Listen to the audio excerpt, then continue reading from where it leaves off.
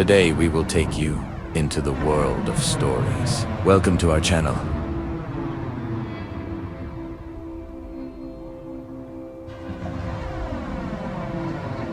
Welcome, everyone. Nearly 2 decades ago, in 2003, the world witnessed one of the most controversial military actions in recent history.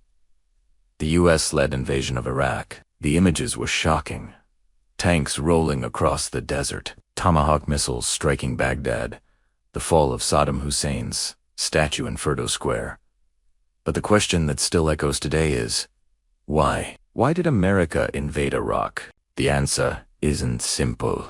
It's a complex web of stated and unstated reasons, political, economic, and strategic. In TISB, though, we'll break down these reasons in clear terms. The primary, official reason presented to the world was weapons of mass destruction, or WMDs. In the tense atmosphere following the 9/11 attacks, the Bush administration was on high alert. It accused Saddam Hussein's regime of possessing chemical and biological weapons, secretly reviving a nuclear program, and having links to terrorist groups like Al-Qaeda. In a pivotal moment in February 2003, U.S. Secretary of State Colin Powell presented evidence to the United Nations Security Council, warning of a grave and gathering danger. This claim became the legal and political cornerstone for the war, gaining support from allies like the UK. But here's the shocking twist. After the invasion, no stockpiles of WMDs were ever found. This massive intelligence failure severely damaged the credibility of the US and its allies, and remains the most criticized aspect of the war. Closely tied to WMDs was the broader war on terror narrative. The Bush administration argued that Saddam's Iraq was a rogue state that harbored terrorists and could provide them with deadly weapons. Removing him was framed as a necessary step to make America and the world safer. But for many within the administration, especially a group of influential policymakers known as neoconservatives, the real goal was always regime change. They saw Saddam Hussein as a brutal dictator who destabilized the Middle East, violated human rights, and defied US interests. They believed replacing him with a democratic, pro-Western government would transform the region, creating a domino effect of democracy. This idealistic vision was a powerful, though often unstated, driver. Now, let's talk about the reasons rarely mentioned in official speeches but widely discussed by analysts. First, oil.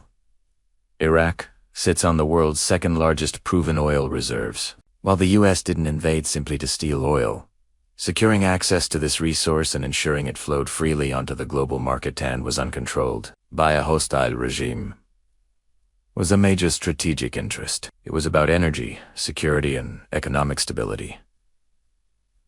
Second, geopolitics and regional dominance. After 9/11, the US sought to reshape the Middle East. Iraq was a key piece on that chessboard. A friendly Iraq could serve as a permanent strategic base, evidenced by large US bases built there, counter the influence of rivals like Iran and Syria, and protect key allies like Israel and Saudi Arabia. It was an audacious bid to anchor American power in the heart of the region for decades to come. Music becomes more reflective.